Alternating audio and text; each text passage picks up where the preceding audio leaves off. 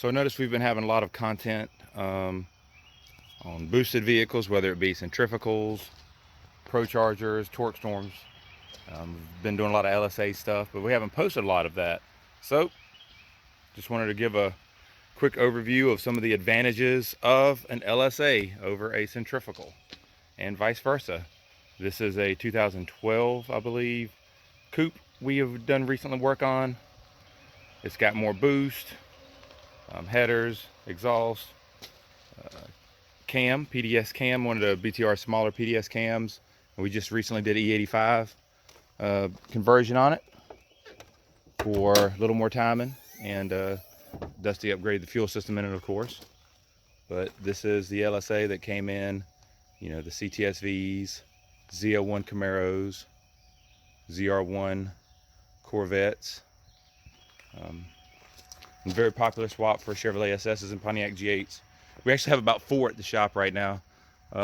So an LSA is just going to give you that instant torque, whereas a centrifugal has to sort of spool up. The boost increases in relationship to your RPM.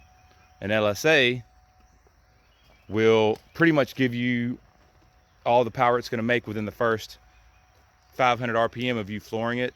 You're going to get all the boost throughout the entire RPM range. So it's really advantageous for that.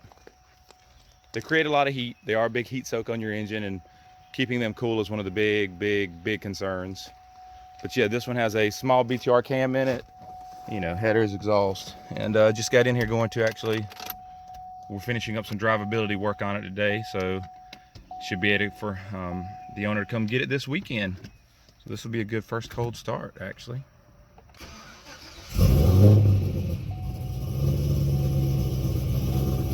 Perfect, good.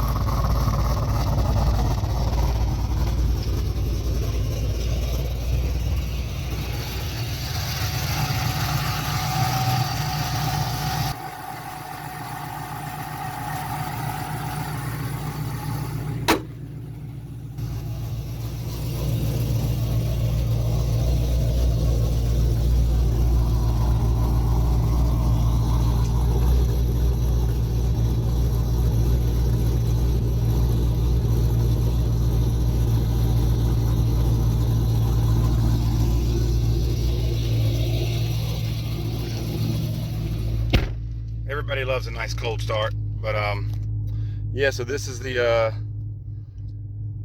one we just finished. And another cool thing about it, it's a straight drive, which with a LSA is a very fun combination. So just wanted to go over, like I said, some of the differences here in LSA centrifugal, and I will probably do a little bit of a drive along here in a second, just to show you guys the instant torque and stuff, how it works. It's raining, of course, so we're not going to be doing any pulls or anything, but it is always nice to show off how it works. Hope you can hear me okay. There's a little bit of drone into this one. The exhaust is pretty loud, but yeah, see the boost gauge here, and I'm just going to show you the difference, and I'll also show you on HP tuners when we get to the office, because it's very interesting. But this is going to be about a 1/2 to 3/4 throttle, and watch the boost gauge. As you can see, it's making almost 15 pounds of boost on 3/4 throttle at 3,000 RPM. So the boost is just in there instantly. There's no delay. And if I was in a lower gear or more throttle, it would have been hard to control. This thing is very quick. All right, so I have a couple different logs pulled up here and wanted to show some of the differences on how a centrifugal blower and a roots blower in this case an LSA GM blower, makes different boosts at different RPMs. The first one I just happen to have up here is a G8, and as you can see on this one, don't mind anything in these logs. They're just different logs that I've done over the last couple months, dialing things in, but it's just to prove a point or show a point. Basically, you can see here where the purple is your map sensor, and 100 is no boost, no vacuum. So as you can see on the G8 with a centrifugal blower, it's making no boost or vacuum here. And we are now easing into wide open throttle. It's wide open throttle. And as you can see, the map sensor there increasing in 130s, 140s, 150s, peaking at about 157 in this case. And what happens is that's relationship to RPM. And as it shifts and goes down in RPM, the map sensor also decreases as well. So then it has to build boost again. As you can see, the map sensor goes back up. As the RPMs increase, it increases as well, peaking in this particular run at about 160, 61 map, which equates to about 9 pounds of boost, which is irrelevant in this, but it does show the differences. You can see there, the purple line just goes up, down, and then back up as it increases and lowers boost based off of RPM. The LSA, on the other hand, let's pull that one up. This is a run, one of the ones we're tuning here. And as you can see, as soon as we go wide open throttle right here, it's pretty much making the same boost throughout the entire pool.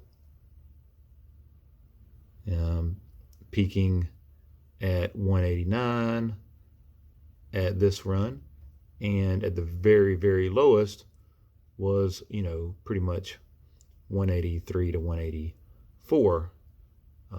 That is less than a half a pound of boost difference throughout the entire run. So that's a big advantage to an LSA blower, with it having the boost all the time. You see the map sensor line is pretty much flat. Now that does change some other things. It's hot in the engine compartment. LSAs love to build heat, sometimes causing extra problems with cooling, keeping them cool. Back-to-back runs are sometimes harder, as these don't cool down as quickly. And also the timing delivery is different on these. As you can guess, there's a lot larger load on the engine at 4,000 RPM with this much boost, right?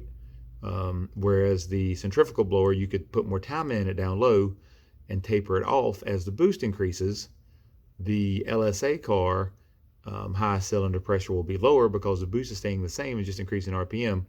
Once you get up in the higher RPMs, it can take a little more time and not have any issue. Where the centrifugal, sometimes if the boost increases enough during the run, you actually have to pull timing. And there's some other things in there regarding fuel delivery as well. And, these blowers using more fuel down low as opposed to a centrifugal is, of course. But yeah, I just wanted to give a little bit of information on that and sort of give, some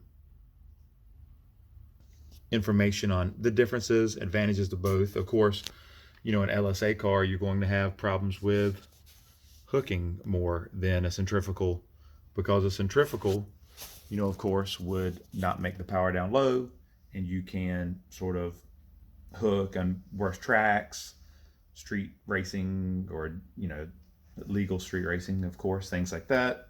Whereas a LSA car, you can start in second gear to help offset some of that massive torque that you're going to have from having boost so low. So there's advantages and disadvantages to both. I liked both of them for different usages. Depending on what I was going to do, would sort of depend ultimately on which one I would choose. For a street car, the instant torque on LSA is fun. but it's also fun having, you know, the power come on really high and just really pin you in the seat upper end. So I hope this video is informative, and have a great day. Thanks.